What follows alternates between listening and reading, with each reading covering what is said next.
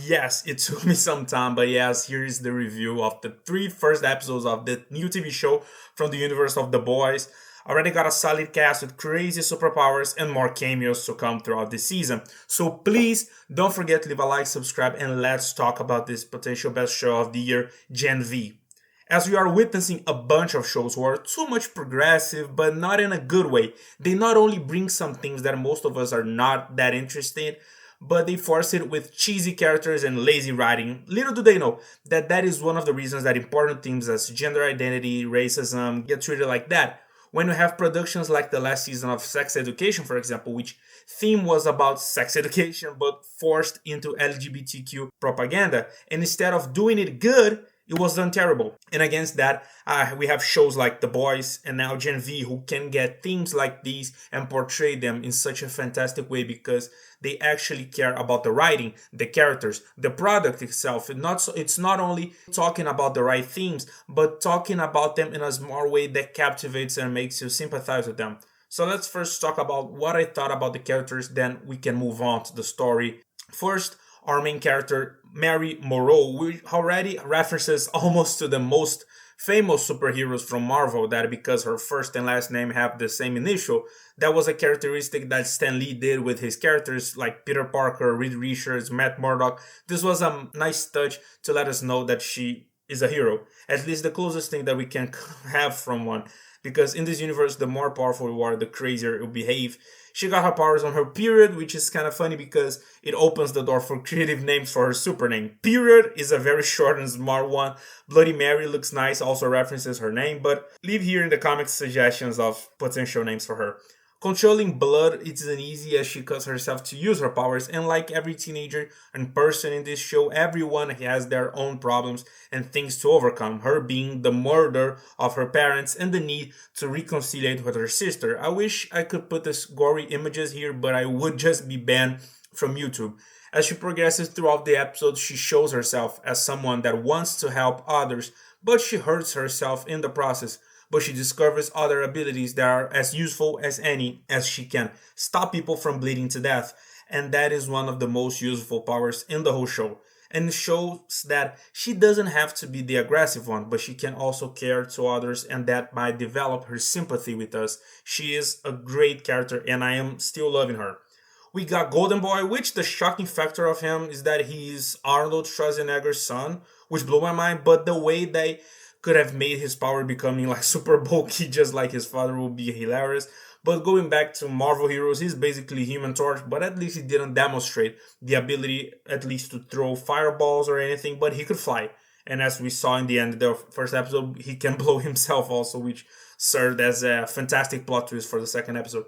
Even though he appeared for only one episode, he appeared to be a second coming of Homelander, but he was surprisingly good and not of an asshole because he was a drug user, but he didn't look like an asshole whatsoever, which made me feel bad for his death.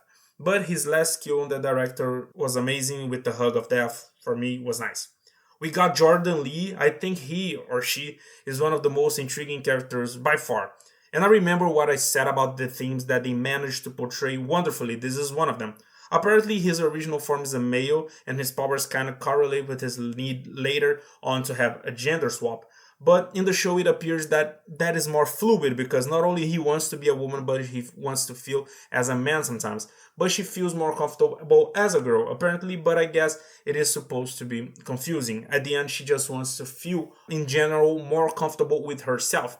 And her powers kind of boosted that. But changing genders isn't her only power. As a man, she becomes indestructible and super strong, and as a woman, she's fast and creates shields. She displayed her powers against Golden Boy, but I guess there are levels of super strength with Homelander being on the top. I hope we see more of Jordan. She looked like an intriguing character, and she is one of my favorite characters as well. Please, if you forgot to leave a like and to subscribe, here's the chance. First, there's Emma, who's called also Little Cricket, who uses these allies because she can shrink like Ant-Man. However, she achieves this throughout a process of self-vomiting, which will also involve issues with bulimia, adding a layer of complexity to her character as her powers intersect with her personal struggles. Then we have Andre, who I initially thought had telekinesis, but as it turns out, can control metals. He demonstrated this ability by pushing a soldier's weapon in one episode and opening the university campus statue. Although he may not seem as interesting now, his relationship with his famous father is sure to bring some mental conflicts along with his history with Golden Boy and his involvement with Kate, who, in my opinion, has the most formidable power of them all. She can touch someone and make them do whatever she says, though it comes with a downside. She experiences seizures when controlling multiple people simultaneously. Despite this drawback, her power is nearly unbeatable. All she needs is physical contact. Now that we've introduced these characters, let's talk a little bit about the story and how it might unfold along with some theories.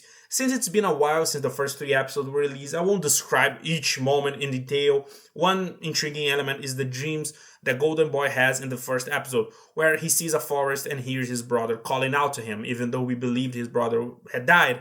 These visions make me wonder if he was involved in the experiments conducted on the floor known as the forest, or at least had some contact with it when he was much younger. Perhaps he doesn't remember everything, and these visions are the result of some form of manipulation or selective memory.